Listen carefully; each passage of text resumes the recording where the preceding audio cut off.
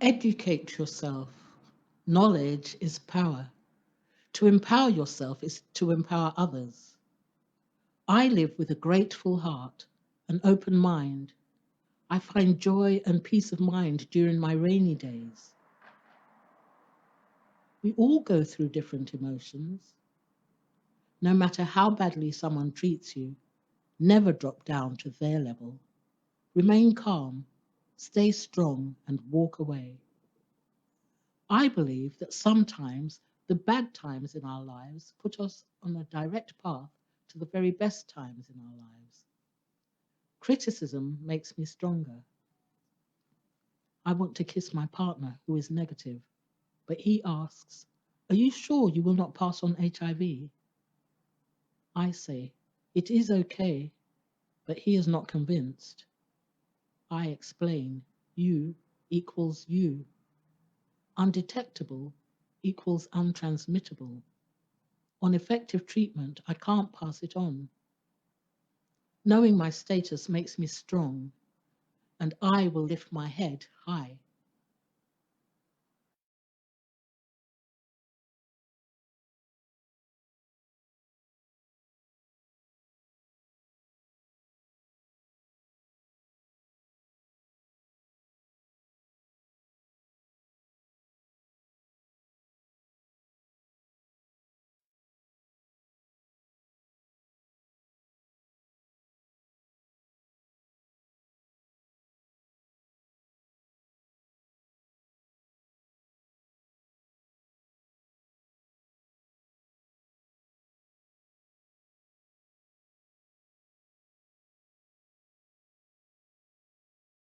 Good morning. It's sunrise here in Washington, D.C. I'm at the Capitol Mall where the NAMES Project AIDS Quilt is to be unveiled.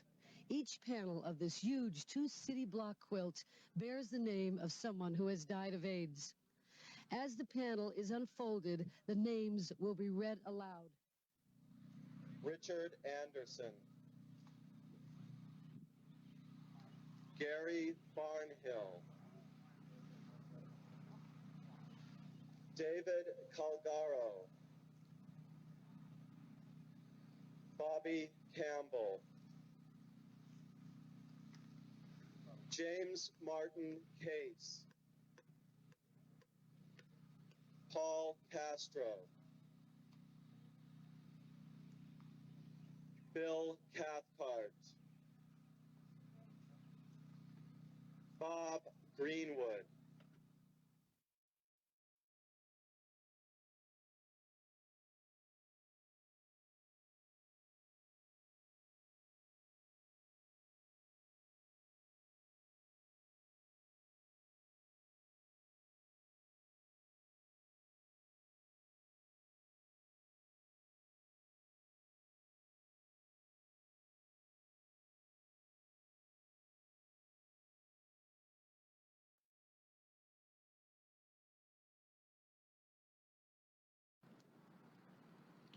Roy Lanzano, Larry Spivey, Arthur Ashe. Please join us for a few moments of silence as we remember those who are commemorated here in this quilt, those of us who have died of AIDS. Harvey Firestein, actor, writer, AIDS activist. David Young, Steve Head, Michael, Robert H. Wilson, Jerry Brett, Terry Wayne Bennett, Bob Becki, Michael Stevens,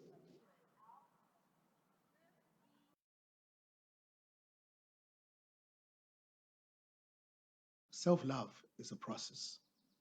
Self-stigmatization is a process. As the river flows, it changes its current. Stigmatization forms a barrier in a relationship. It creates fear, a state of confusion in the mind. When entering a new relationship, it becomes a blockage. When the status has been shared, fear creeps in. At times, relationships do not flow as well as they should. Why? Because of stigma. It stops a relationship from achieving its full bloom. I ask the question, what is stigma? It is a negative stereotype. It is how others judge people. It is a barrier to a complete and satisfying life. It is a mark of disgrace. Stigmatization is related to fear, and I certainly do not want to live in fear. I love myself, and that is enough.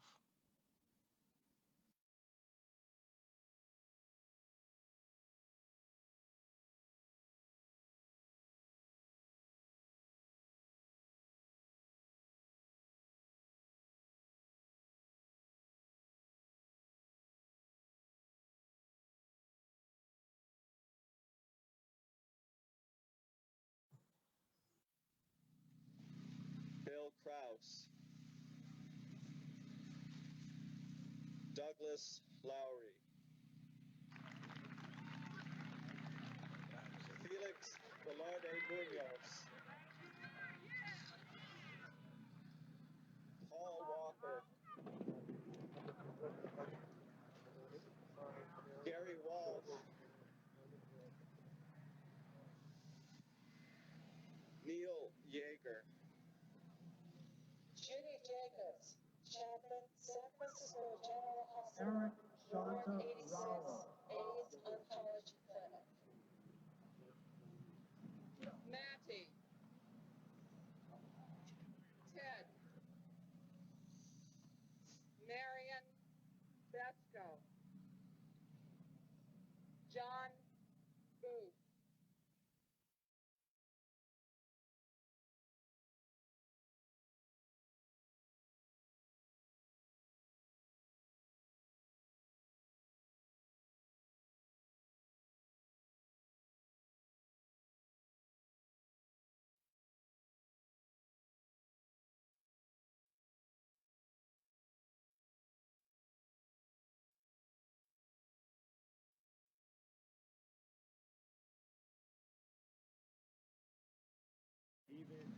Richard Anderson, Billy Ray, T.C. Thompson, Gary Pinky. Barnhill, Randy Pruitt, David Calgaro, Davis, Johnny Bobby Weaver. Campbell, Dong Laundry, James Martin Norman Case, Paul, Dog, Paul Castro, Sugarman, Wicked, Can, Bill Cathcart, Joker, Rico, Bob Draper. Greenwood, Stanley Young, Bill Krause, Dirty Diana, Catherine Douglas Wheeler, Lowry, Armando, Mike, Felix Jim Velarde Bittner. Munoz, Timothy LaCree, Paul Walker,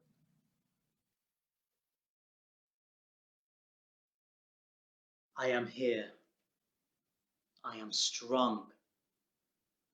U equals U means I am undetectable. I am untransmittable. I am confident that there will one day be a cure. I can walk with my head held high. I am alive and kicking. I am happy. I am a conqueror. I am no different to anyone else. I am here.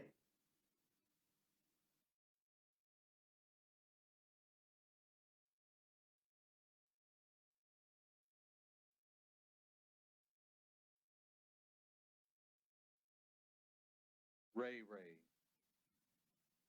Too Tall South Park, and our loved ones, Ralph Ascoli, Wayne Saves,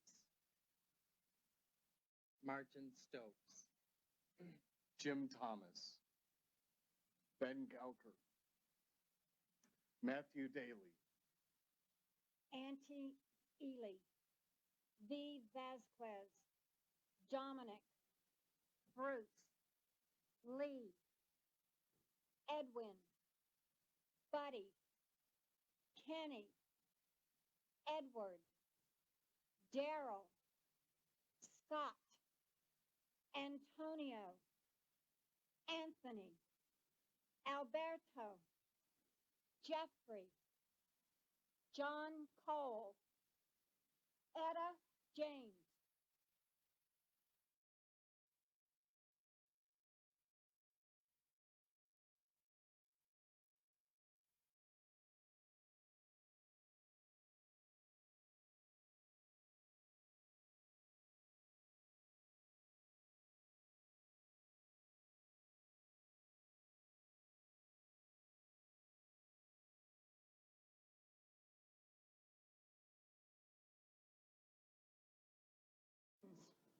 And my own precious son, Louis Bongiorni.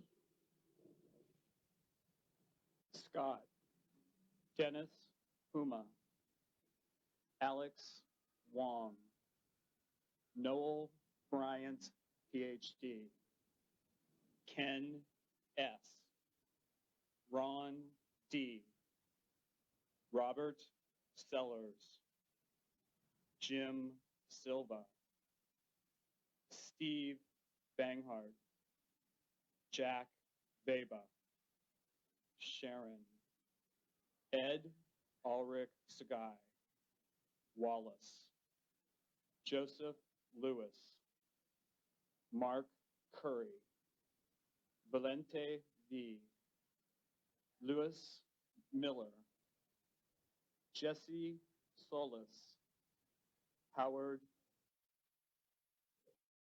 I believe I have a positive outlook on life, but sometimes it's not easy. I am a survivor. I am brave, bold, beautiful, phenomenal. I choose to be happy, no matter what the circumstances. Self-love rocks. Keep moving, smiling, shining. To empower ourselves is healing to others. To protect ourselves is protecting others. To be mindful of ourselves is to be mindful of each other.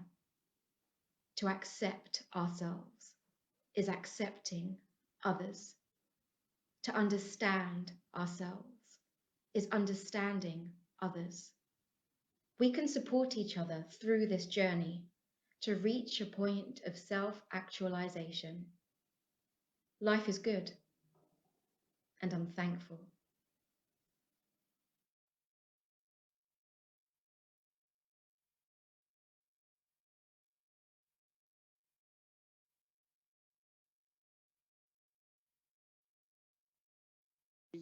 Solis, Joseph Howard, Edward Thomas, Joe Nobles, Patrick A. Jody Hard, L. Heister, Joni Roberts, Trevor Warren, Steve Dewberry, my friend JJ, John Boogie, and my grandfather Ross, William Proxine, Scott Clinton Derry, Dan Covey, Ben Steve Goldstein, Underberg, Peter Edward Brian D. Romulo, McCormick, Barry Leon, Robert Wayne Michael Ball, Uhas, Bill Charles Deligan, W. Thomas, David Greens, Joseph Greg Drotar, Edward Joe Glenn Nobles, Nutgrass, Jody Dominguez, L.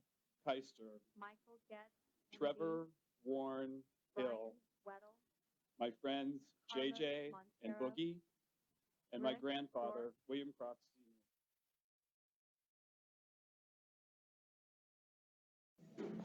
Happy. I met a guy. Conversation flowed. Should I tell him about my status? I fear communicating my situation. They might tell people and I won't like it. I love people around me. They keep me happy. Some friends know my status. They support me, and I know I'm not alone. I told him my status. He was asking loads of questions. He wanted to know more about U equals U and prep. Sounds like he's been doing his research.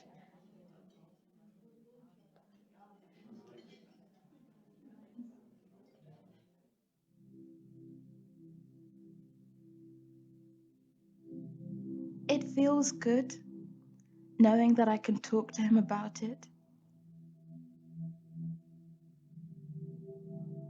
He's been texting me with questions about it.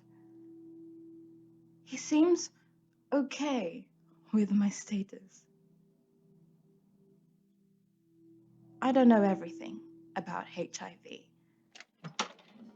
but I'm learning with him. We're going on another date.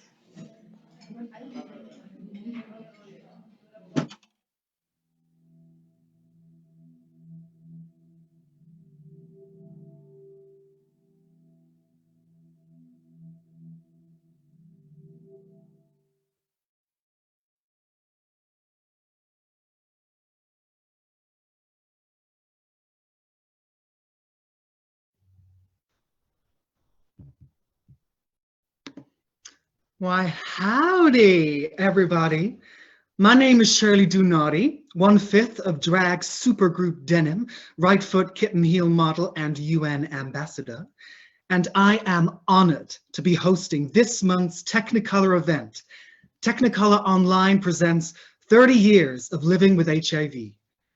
Technicolor is a Positive East monthly film night where we discuss a range of topics affecting the LGBTQIA+ communities. For everyone watching, the video you just saw was a digital gallery of panels of the UK AIDS Memorial Quilt, interspersed with monologues from HIV Voices written by service users at Positive East. Every year on World AIDS Day, me and my girlfriends strap on our running heels and head on over to Victoria Park to host the event of the season, the Red Run, organized by our dear friends at Positive East. Which is why I was so sad to hear that the news of this year's Red Run had to be cancelled because of a certain Miss Rona, and why I jumped at the opportunity to host tonight's event. Positive East is East London's leading HIV charity who have been at the forefront of HIV service provision for the last 30 years. World AIDS Day, which is tomorrow, 1st of December, is a day of reflection where we are joined by millions of people from around the world in a diverse chorus of voices, collectively remembering, reflecting, celebrating, and giving thanks. We remember and cherish the memory of those who lost their lives to HIV. We celebrate the incredible milestones in HIV medication, and we remain committed to ensuring that no community is left behind. We proudly stand with all people living with HIV. And we also give thanks to those who stand with Positive East. Their ability to provide their important work is only made possible by the support and generosity of their community. In a few minutes, we will be streaming 30 Years of Living with HIV, an oral history project from Positive East and East Side Community Heritage, looking at the impact of the HIV prevention campaign of the 1980s. This will be followed by a Q&A session featuring the most illustrious of panelists, Mark Santos, Director of Positive East, Steve Worrall, Deputy Director, and Becki Wilkins, Trustee of Positive East. And if you lovely people have any questions that you would like the panel to answer or discuss, please leave them in the comments section of this video. Oh, and please stay tuned after the panel for an extra special DJ set from the fabulous Tafkanik. Without further ado, let's start our Technicolor film of the month, 30 Years of Living with HIV.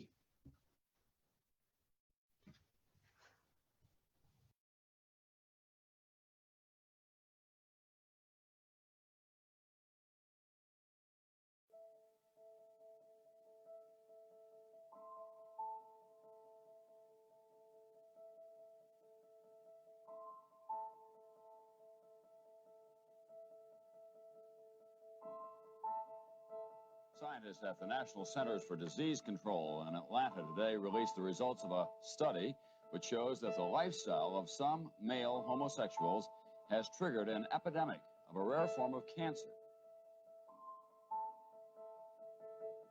Researchers know of 413 people who have contracted the condition in the past year. 1/3 have died and none have been cured. It's a disease first detected in the gay community that has now spread beyond that. A disease experts are now calling a national epidemic. The virus can be transmitted from person to person, virtually a contagious form of cancer.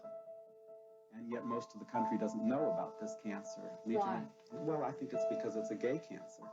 At first, it seemed to strike only one segment of the population. This is no longer the case.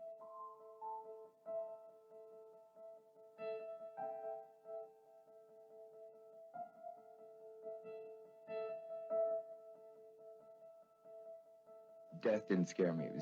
It was living with this for a long time. That's more frightening than death.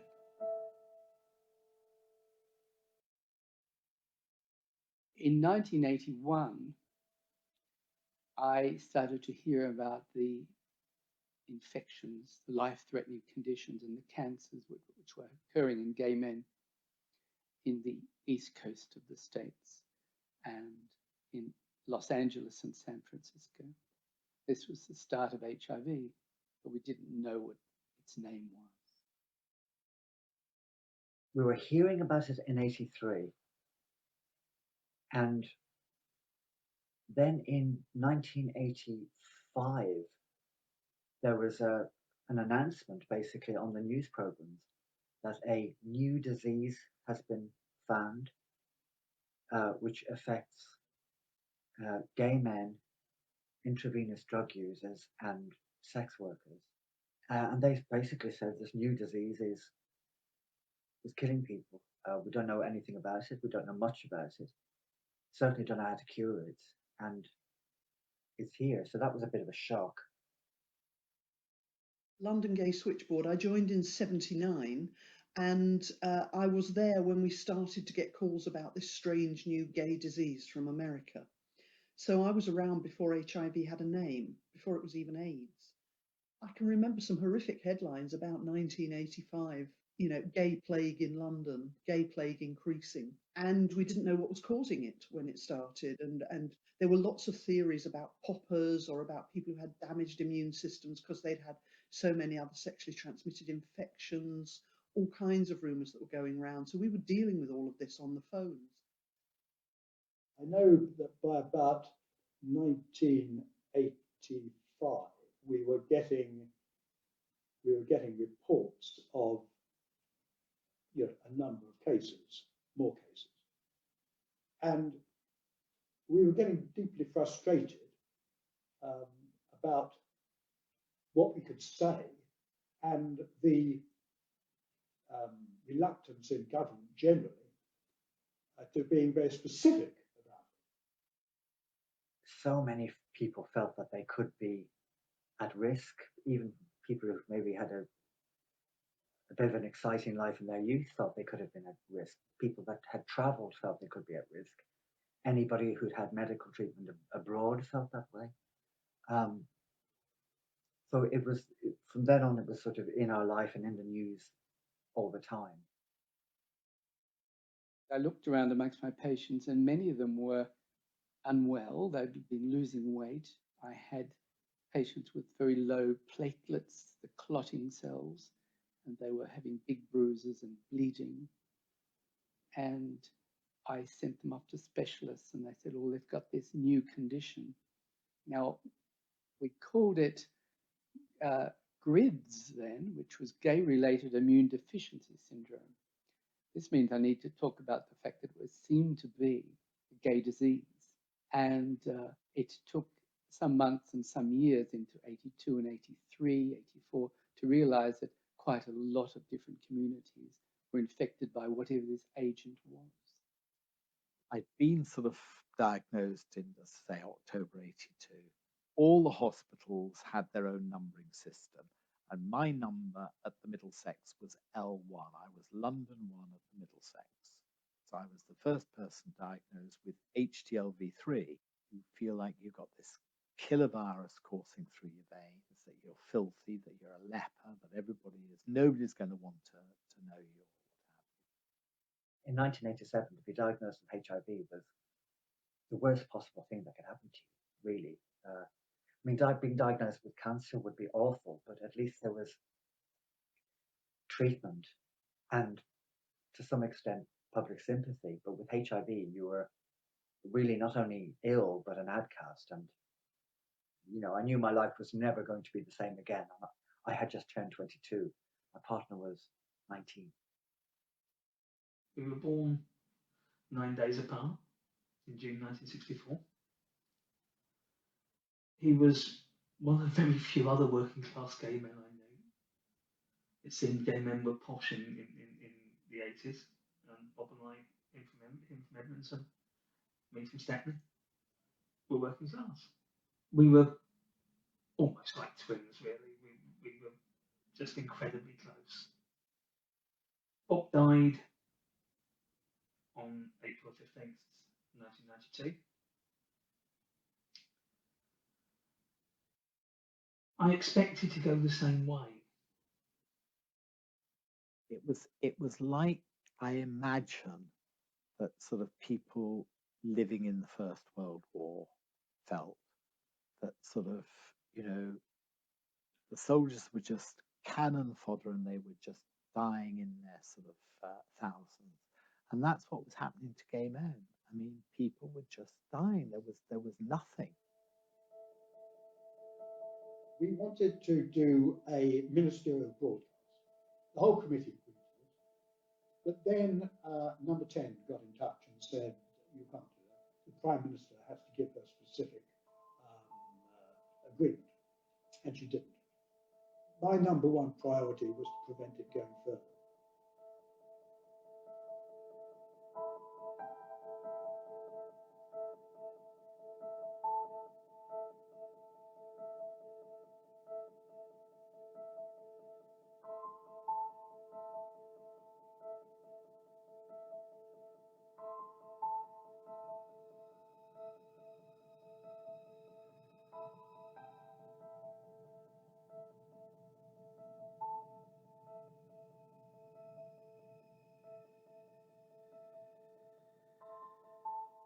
It was the Don't Die of Ignorance campaign. A lot of money was put into it. I remember John Hurt did the voiceover, so very dramatic. And they were designed to shock, which they did, you know. Because I think normally with any sort of health problem in society, the need to reassure people to some extent is taken into account. But with AIDS, that was not the case. It was, the whole point of the campaign was to frighten, shock, and that was it. Norman Fowler, who was the Minister of Health, and he, I think, has been exceptional around sort of HIV and the kind of support that he's given, you know, to HIV. But he basically told Margaret Thatcher that HIV was in the heterosexual population in Edinburgh. The gays could die. They couldn't give a damn. You know, Africans, they could die, no problem. But the moment that it was in heterosexual population, it might affect them. This was a desperate position. I mean, you know, we had a health challenge. No one knew, frankly, vast amount about HIV at that time. There weren't any drugs. It was a death sentence. You had to warn people. it was on TV, I would say about 4 times a night, in that it would be in with the advert breaks, and also huge posters in the street. So it's very, very evident. You saw it everywhere. There is now a danger that has become a threat to us all. It is a deadly disease and there is no known cure, but it's spreading. So protect yourself. And read this leaflet when it arrives. If you ignore AIDS, it could be the death of you. So don't die of ignorance. We had a lot of reaction from the public. We had a lot of people who said they knew best, and what we should do was isolate people with HIV. That people with HIV brought it on themselves. It wasn't our job to do very much about it, if anything. Oh, it was horrendous. I mean, it was horrible. And it was such a horrid advertisement. I mean, I know that, but it was all built on fear. It's a double-edged sword, isn't it? But on the one hand, you might be wanting people to have a sense of what's going on and maybe some warnings, but it kind of demonizes those people that have the virus. And, you know, that's one of the problems. That's one of the legacies of that, is there's this terrible sort of stigma. The campaign happened, and for us the big deal was not those big television adverts that everybody remembers, but the fact that the campaign also put a leaflet through the door of every household in the country. I will never forget the little old lady who phoned me because she was terrified that her cat might get AIDS if it bit a gay man. You know, and people who phoned up who were paranoid that they might have touched a doorknob that had previously been touched by a gay man, and what if he'd been masturbating just before he touched the doorknob? Could they have got semen in? Because, you know, they bite their nails, and it was like, oh, for God's sake. I think that was part of the psychology of the campaigns. Not only scare people, but leave them in no doubt that this was going to make you a social pariah.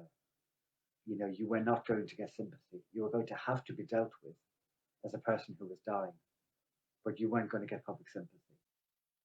For those who say it created stigma, people come up to me still at meetings and say, I'm very grateful for the information that you gave, it saved my life, etc. So, you know, I'm sorry if it did cause stigma. I didn't see it in that way. I didn't see why it should have caused stigma. But what it did do, I think, is it told the maximum number of people. And the interesting thing was that when we did our follow-ups, it showed that over 90%, 93% of the country thought we were right to do a campaign of this kind. The UK government actually acted a lot faster than some others. There was a massive drop in all sexually transmitted infections on the spot. People didn't know anything, and I think probably a scare campaign was reasonable at that point, but I think it also freaked out quite a lot of young gay men who were just developing their sexuality. There is a huge amount of stigma and fear and, you know, a lot of misunderstanding, which still goes back to all the kind of misinformation that was being dished by sort of, you know, papers and what have you. People aren't out about their status. They're beginning to. It's beginning to. There is a movement. The gay men with HIV have been the trailblazers in changing culture for those with HIV, because many of the people with HIV have been gay and living with their condition for 20, 30 years. They're not feeling so much stigma. And this is a beacon for those who are feeling shamed or stigmatized, whether they be African or IV drug users, and say, well, look, if that man can get up there on television and say he's got HIV, I can do it myself. The government doesn't have a lot of money for big campaigns and things like that, but also they're putting HIV on a back burner. And a lot of that is people who just want to shove it under a carpet. And they haven't learnt the very basic lesson, which a number of governments have learnt to their cost across the world, that HIV is only special in that if you ignore it, it gets bigger. The great sadness was, of course, we did this massive campaign, but it was never followed up.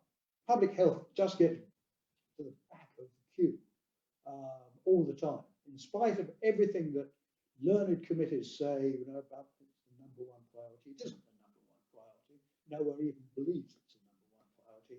And when it gets cut, if it can be cut back, then people will cut it back. We do it on a shoestring, and we could prevent not just in HIV, but we could prevent things in other areas as well with a bit more imagination and a bit more oomph than we have at the moment. It's difficult now, you know, looking back 30 years on, to realise quite how scary those times were.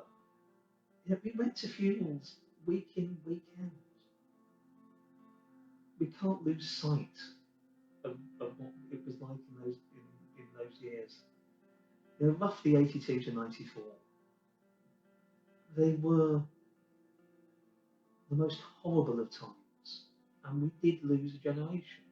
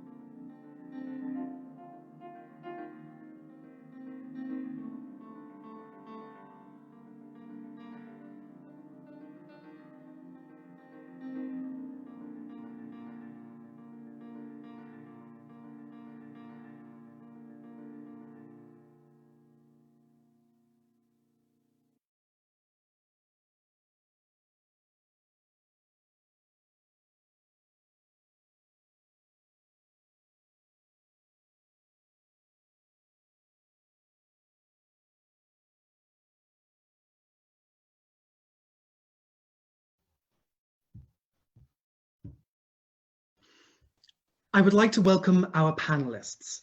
Becki Wilkins is a trustee with Positive East and a nurse with many years' experience of HIV care. Steve Worrall is the Deputy Director of Positive East, and Mark Santos is the Director of Positive East. Howdy, everybody. Hello. Hi. Hello. Hello. And you all so beautiful. Look at you all. So my first question is, what would you say are the key differences in medical advancements from the earliest days of the AIDS crisis to now?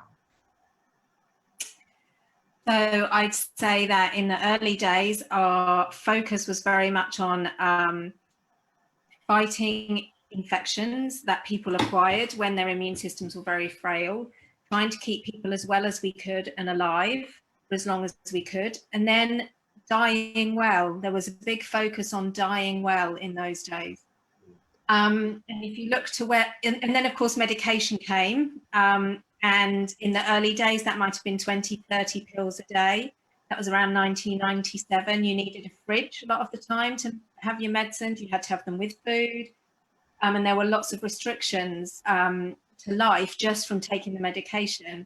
And now where so many people are on 1, maybe 2 pills once a day, they can forget pretty much that they have HIV for the rest of the day once they've taken their pills, because their immune system is restored as well as someone who doesn't have HIV, and they're fit and healthy. So it's been a slow coming miracle. Over a space of 30 years, we have seen HIV being very, very well managed. The next step coming is injectable antiretrovirals, where people will be able to have injection every month or 2, and that be that.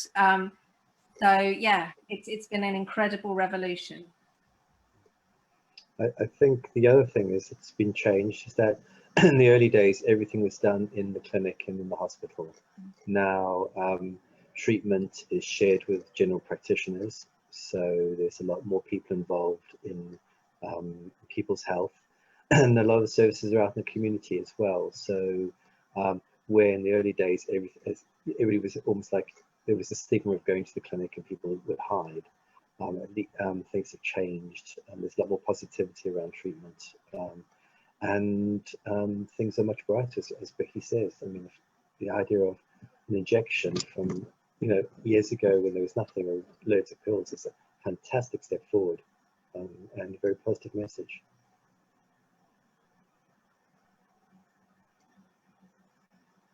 We now have people getting old with HIV, which is something we thought we would not see, and it's amazing. It's really amazing. It's been I remember when I started out, as Becki said, back it's almost like 25 years ago, it was very much around supporting people in their last days and months of life. And sadly, many of the clients I first worked with are not with us. And I thought seeing the quilts is very poignant in reminding of those times when we saw a lot more people die and lost a lot more of friends and family and loved ones and lovers. And it's really great that those days, that we've made a tough journey, but those days are very much behind us. And the film also shows us that journey of stigma as well. I mean, the only thing I'd say about the film is at the end, one of the things I'd say about the film is at the end, some of the stats, because of the age of the film, are slightly out of date, but the whole film itself is very much a poignant reminder of our past and where we've come from, and how activism has played a role in driving that forward. I think one of the things, excuse me, one of the things that hasn't changed though is that at the point of diagnosis, obviously people still need to understand what's happening around their health. People need to be educated around understanding HIV. There are some people who still experience some side effects, how to manage those issues. And the fear of going on medication in some communities, I think, is still there. And how you work with different belief systems around your own health. I think that's been a common thread all the way through from the epidemic. And that's why organizations like ourselves are here to help in that process. Community activists are here to help in that process. Clinical nurse specialists and doctors are all part of the team, helping support people live well and live to the best of abilities in terms of their health. And that's the important thing now, isn't it? It's very much about supporting people to live well, to fulfill their potential, to live full and healthy lives. And that's what the vision of Positive East is these days, and that's the focus of much of our work. And the other big change in terms of the way, say, Positive East and other HIV charities have been over the last 10 years is very much, I think, as Steve said, much more work out in the community and much more work about prevention that's out in the community. And we certainly go out prior to the COVID, to the 23rd of March, that great day. We were very much out in the community in all sorts of different venues, from churches to gyms to libraries, actually in at festivals, doing HIV testing and reaching out to communities, not waiting for communities to come to us, but reaching out to where communities are. Thank you. So in the film, we saw a few references to some of the earlier campaigns that raised awareness of HIV and AIDS. What would you say are some of the key differences in messaging from that time compared with today? I think it was a very hard-hitting campaign, and those of us that were around when we saw it, it's still embedded very much in our minds, those tombstone images, the voice of John Hurt, the icebergs. It's just, I think Lisa Power in the film put it well, that maybe it was right at that time, and others have said, but it also perhaps had an impact on the way on way people saw themselves and the way HIV was perceived by others. So yeah, and these days it's a very much more positive messaging about supporting, very much more sex positive messaging as well, about supporting people to understand what the risks are and be able to effectively manage risk themselves. And we have a huge basket of tools now that we didn't do in the past to help people manage risk around HIV, from testing to treatment as prevention, to the amazing fact that U equals U undetectable equals untransmittable, that if you have an undetectable viral load, you cannot pass HIV on to your sexual partners, and obviously the condoms still are around and available for people, and we have things like PrEP and PEP. I think also one of the message, as Mark says, it was probably right at the time, but there wasn't the follow-up, and from it, although the idea was don't die of ignorance, I think it created so much fear that quite a lot of people didn't want to know. They didn't want to know their status. They didn't, anything but tell me I've got that. And some people chose to never test and die without being told. And nowadays, because of the way, treatment and all the developments in the HIV world, the real message is it's so good to know now. It's so much better to know. So testing and treatment and PrEP, etc., all so powerful that you have great positive messages to give, not just the, don't die of ignorance. It's amazing.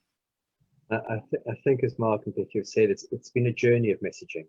So from the days of fear to a much more positive, life-affirming message today, and tied in with that, there's been a parallel message trying to combat the stigma that's still associated with the early days of the Don't Die of Ignorance campaign. I mean, as one of the people interviewed said, I mean, the idea of a tombstone, and Lisa was saying you could catch it from somebody who touched the doorknob, for example. I mean, really messages that we still have resonance today. Some of the stuff that we hear when we're out on the street doing prevention work, talking to people, when people get their first diagnosis, and there are discussions around disclosure, for example. Those early messages, unfortunately, are still there. And so what we've been doing, running in parallel to all the stuff around PrEP and everybody, and where you can test and know your status, is also combating stigma, saying that actually you don't need to be afraid of somebody living with HIV. Or the person living with HIV is your neighbor, is your friend, is your partner, is your family member, is your community. And to try, and we cannot underestimate the importance of stigma in terms of our work and how it blocks a lot of things for people in terms of just living their lives and every day, and the challenges associated with stigma. And quite a lot of what I talk to people about is trying to not stigmatize themselves. So people living with HIV interpreting and absorbing messages that they believe mean that they are less or failed or not as good because they have HIV, and the constant challenge that they have internally of those messages, and trying to build into people some of the messages from the films earlier, from the monologues, that I'm good, I'm more than good, and the power of overcoming self-stigma is still an ongoing battle and a message I think we have to keep giving. Becki, do you find that the U equals U message helps with that? It does in many ways, but there are still a group of people who think some of the reflection of the self-stigma is that's great for everyone else, but I don't believe it for me. It's almost an ongoing, it's the self-stigma again. My virus is worse. I'm more infectious, and challenging that belief. Or people that buy PrEP for their partners when they've got an undetectable viral load themselves. It's that really practically self-stigmatizing themselves. It's incredible, yeah. And I think we can't underestimate services such as peer support and counselling. If you're living with HIV, to meet somebody who's living with HIV, to talk to them, understand their journey, what they've been going through, share some of the strategies they've used to live well, to talk about it. is such a powerful tool, and that's why organisations like ourselves and others have peer support services in place. It's the support, it's the reaching out, it's the holding hand for a moment in time where that person actually gets, deals with their internalized issues or the external push they're feeling, and then carries on their journey, moving forward.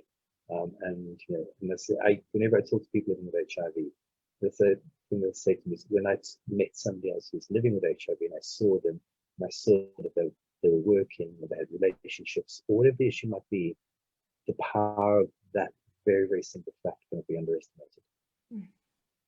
Yes, and I think that's the power of some of our workshops as well, isn't it? Like the self-expression, sex and relationships, and the workshops we've done around compassion for yourself. I think it really ties into all of that work. How important has community activism been in raising awareness of HIV, and how has that changed during the digital age? Well, I suppose in the early days, services like ourselves and other organisations around the country were based on community activism. It was, the issue in the early days of ACT UP, we had Sisters of Perpetual Indulgence, for example, mobilising communities, spreading the message against HIV, but also fighting for drop consensus to be established, for people to have access to treatment, fight for equality laws. And they formed the bedrock of where we are today in challenging issues like stigma. And I think activists, even today, have a role to play. I mean, U equals U is a message that has changed the landscape in terms of the way we actually talk about HIV and living with HIV, and community activists have a role in actually spreading that message out into the community. At the same time, holding institutions to account about how they're providing the right services. Is medication available not only here in the UK but also around the world? Access is still a big issue. So, and community access for volunteers. And volunteers are from the community acting to support people with HIV and to spread the message around prevention. I think it's I think there was a period after that first wave of activism, and that it felt like things went silent for a while, and it's only in recent terms I think that you see the return of activism and the value of it, and it was for me very much around the whole issue about PrEP in England, and organisations, birth organisations like Love Tank, Prepster, I Want PrEP Now, and the National AIDS Trust taking the NHS to court, and that I think rebirthed some of that activism, and actually some of that work that important work that Steve says about holding institutions to account, and really important I think in an era of where the statutory bodies have declining resources, that happens and that we are able to campaign and raise our voices for our needs. I suppose the one thing I would say around that all throughout the time there has been community activism. I know at Positive East, without, as I think Steve said, that without the huge number of volunteers that we have, we would not have the reach, we wouldn't have the scope, we wouldn't be able to do all of the things that we were able to do. And volunteering, which has been how we were born, it was volunteers who, in response to the situation that they saw at the time, driven by what I always think of as the power of love. So they made some really positive change. They created the organisation, and that power and that dynamic is still with us in the charity today. So that activism has always been, but the much more political side of it, I think, went quiet and was recently revived. I also think that in the early days, the activism was very much in person, and people who were feeling spurned and rejected by their real family or by colleagues and whatever found a family in their activism. I think one of the dangers of the digital activism is you do it, yes, kind of in a group, but you do it from your sofa via Twitter and whatever. And that is that can be lonely for some people who are still feeling isolated and whatever. And so places like Positive East, where there is still a hub and somewhere to come and somewhere to join, can recreate that sense of family that people are missing. So speaking of the digital age, we've got a question from Facebook. So someone asks, and it ties into what you were saying earlier in relation to U equals U. So they ask, U equals U is a game changer. We agree on that. How do you overcome stigma in these clients? So yeah, thoughts on kind of overcoming stigma in relation to U equals U. Anyone from the panel? I think it's clearly the starting point, and I think if Becky's talked about some of the challenge that there is with that, but it is a good starting point. And I mean, we know stories where people have felt completely liberated when they get their head around the whole U equals U message. But it is, you know, you are working uphill with a lot of people who have got years of embedded self-stigma and lower self-worth. And as Steve said as well, that shows the importance of peer support. It shows the importance of counselling to support individuals to unpick some of those issues and work through them. What do the others think? Sorry. Becki? I think the medical profession, to some degree, has fed into this. We've spent years of saying, how many sexual partners have you had? Have you used a condom? Have you told them? And then suddenly there was this dramatic gear change of, oh, well, it's all right now because U equals U. And sometimes I found that I'm not always therefore the best person to try and challenge it, because I've also, you know, 5 years ago was the person saying, did you use a condom? So I think the community aspect of U equals U and the way that organisations and individuals have taken that on as a really powerful message is often been the way to go in challenging it, and people living with HIV standing up and say, look, U equals U, not just the kind of professionals, I think it is a very powerful voice in challenging it. I think the other thing though is how we tell the message around U equals U. U equals U is a fantastic statement, but it needs to be translated for many people into their understanding of their own health, their worldview around relationships. You know, whether sometimes U equals U messaging can be quite technical and quite medical, and I think one of the interesting challenges moving forward is how we do it in a way that members from different communities who speak different languages, who have different understandings of treatment and health, etc., understand the basic concept of that. You know, once you're on medication, the viral load is suppressed, you cannot infect somebody else. There are obviously a whole lot of consequences around. I think U equals U has made us rethink as well sometimes about how we approach our services and how we actually deal with people. And it's been a big challenge for the HIV sector and for people living with HIV themselves around you know what our belief systems and how we actually work with people.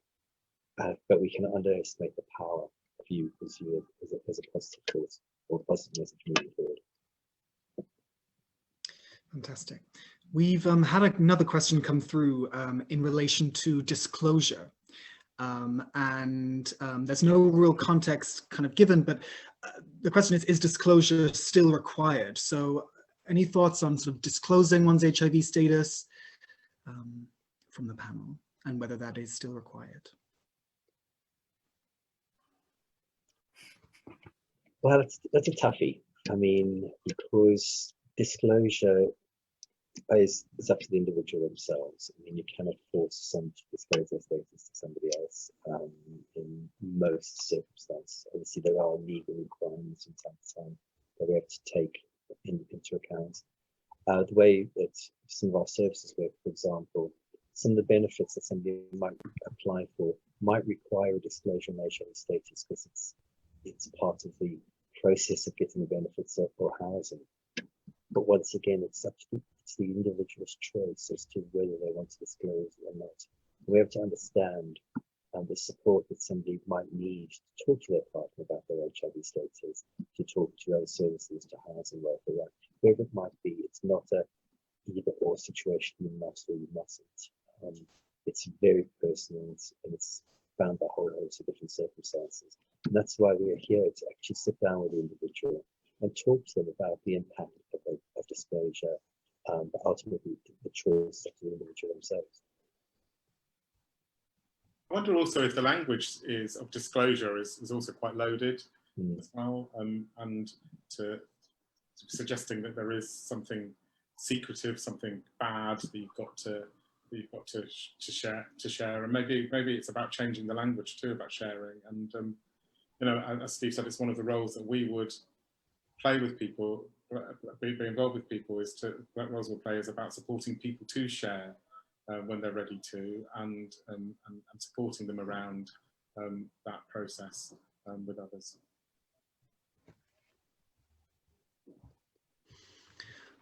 So Positive East is about to celebrate its 30th year of delivering vital HIV support services. So happy birthday to Positive East. How have those services changed, and how have the needs of people living with HIV changed over those years?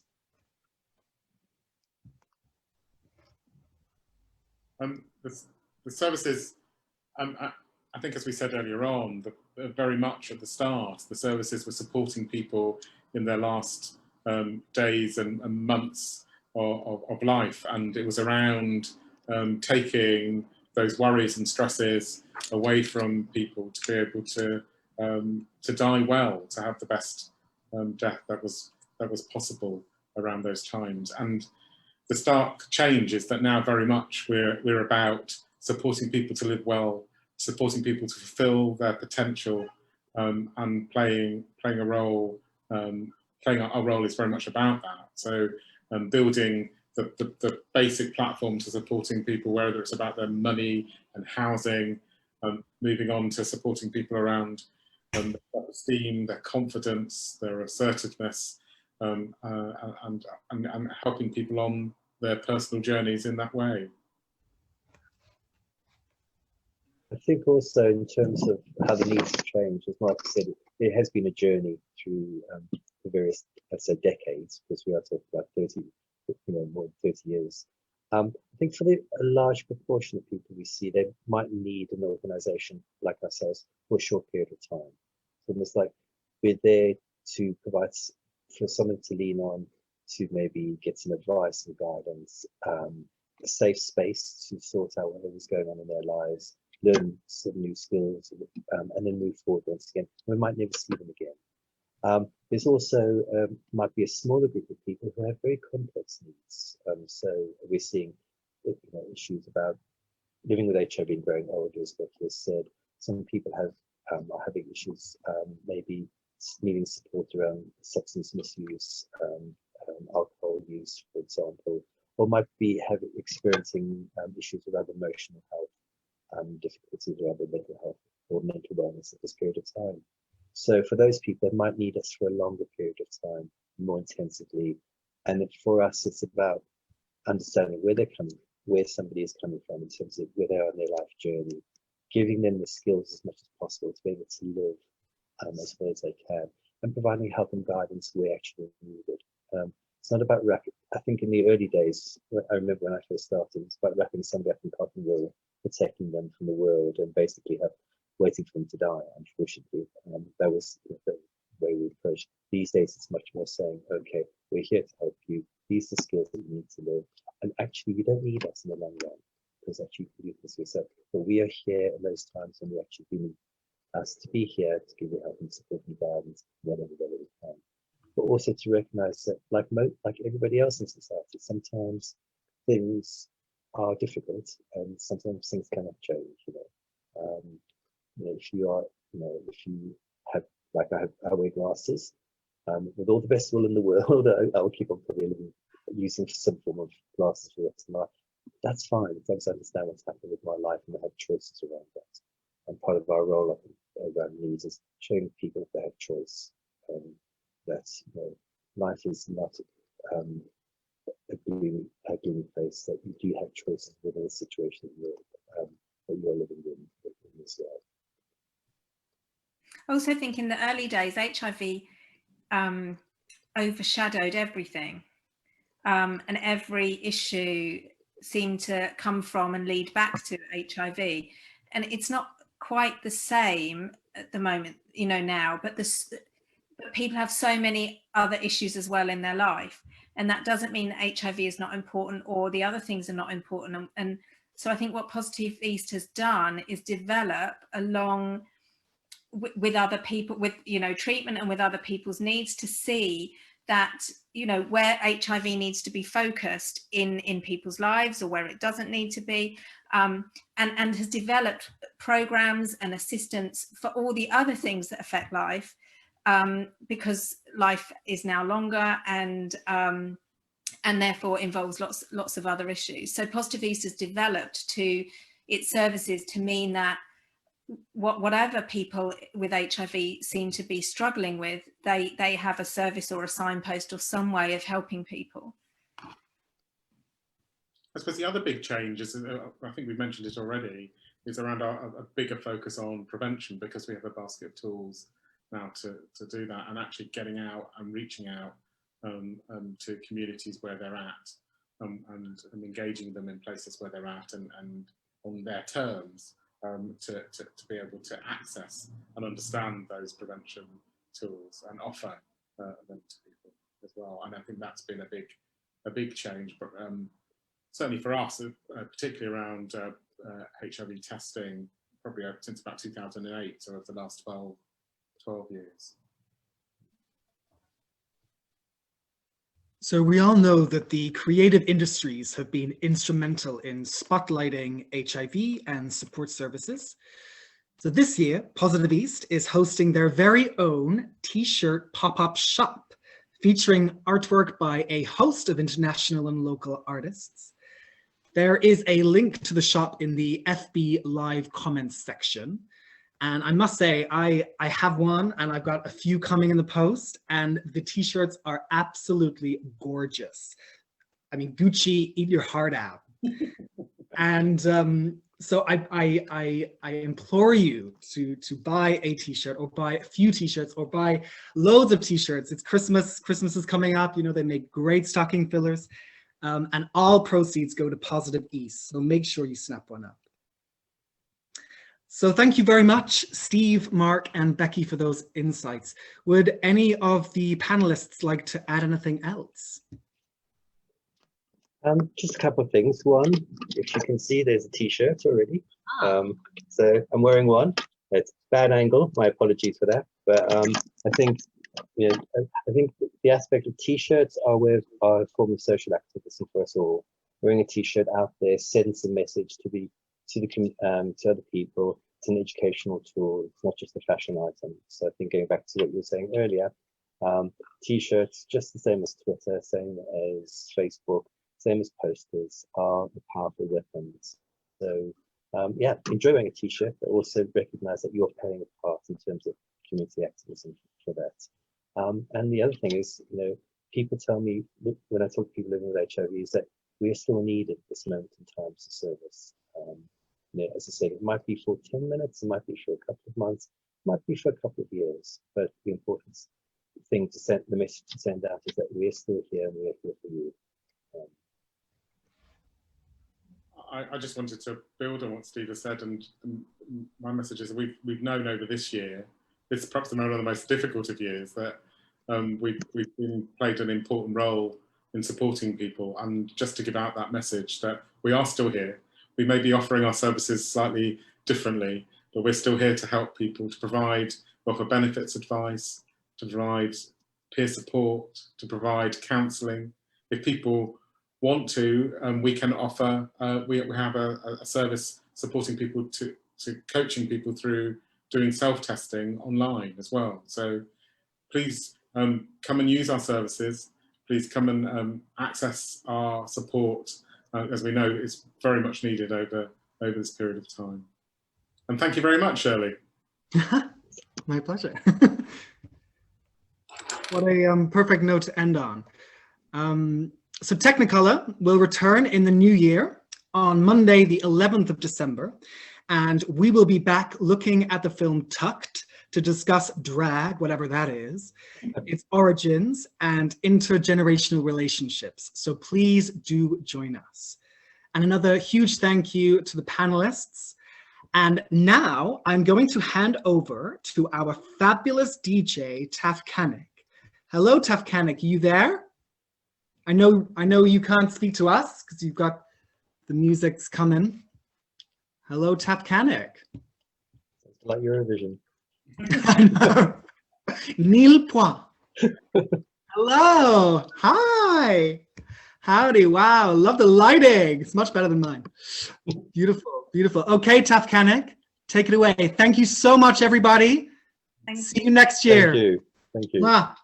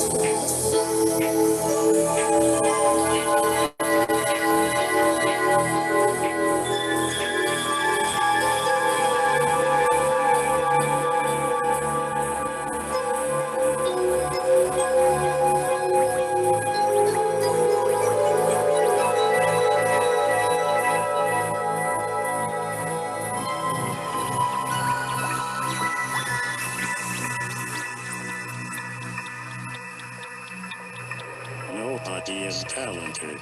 Nobody is stupid. Everybody is great. I am you. You are me. And remember,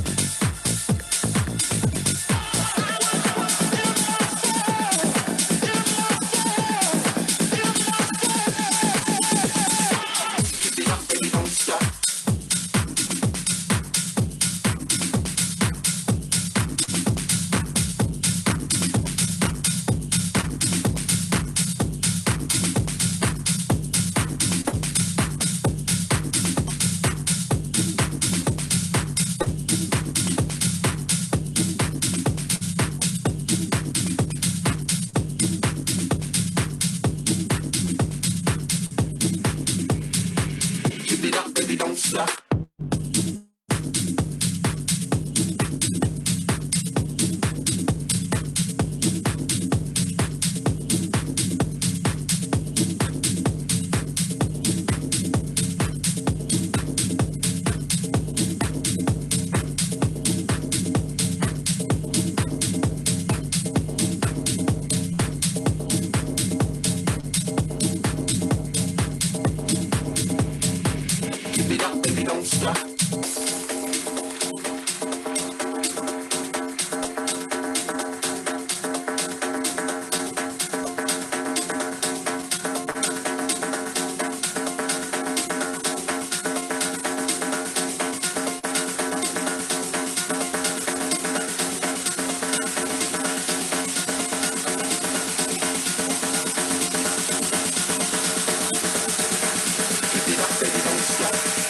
For you, I'm a monster.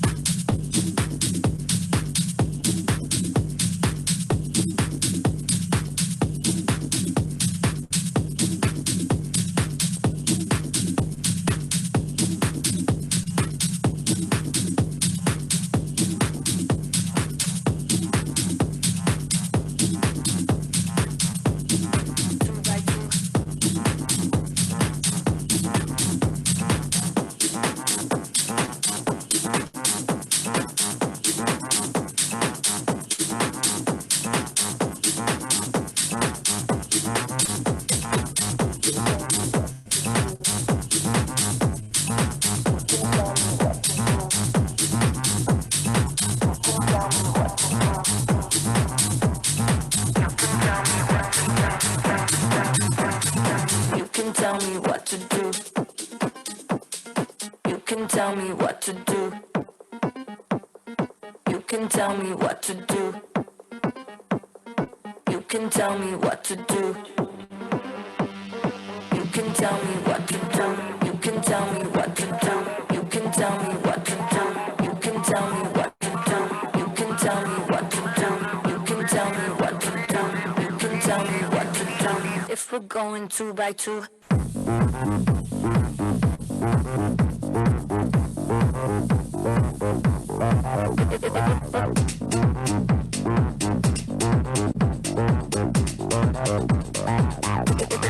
Two by two.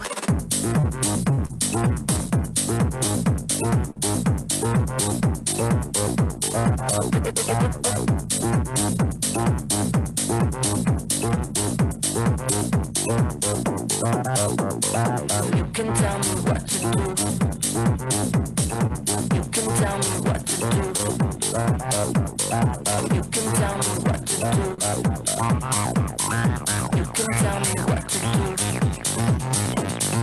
You can tell me what to do.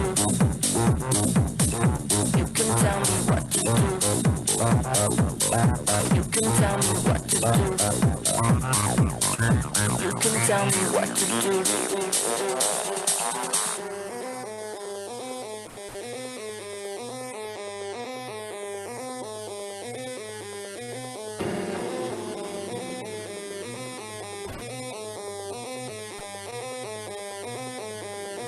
You can tell me what to do.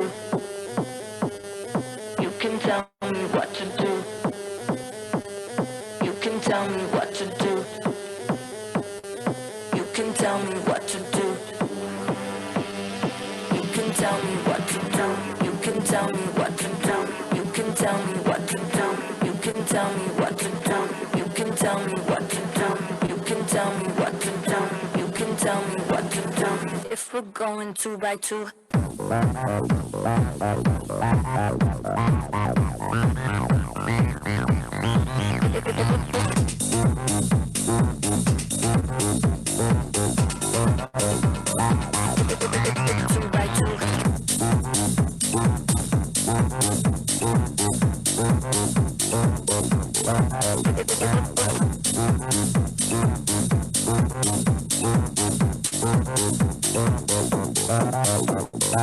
You can tell me what to do.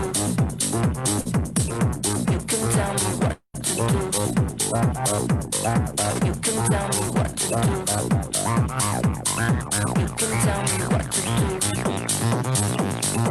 You can tell me what to do. You can tell me what to do. You can tell me what to do. You can tell me what to do. You can tell me what to do. If we're going 2 by 2.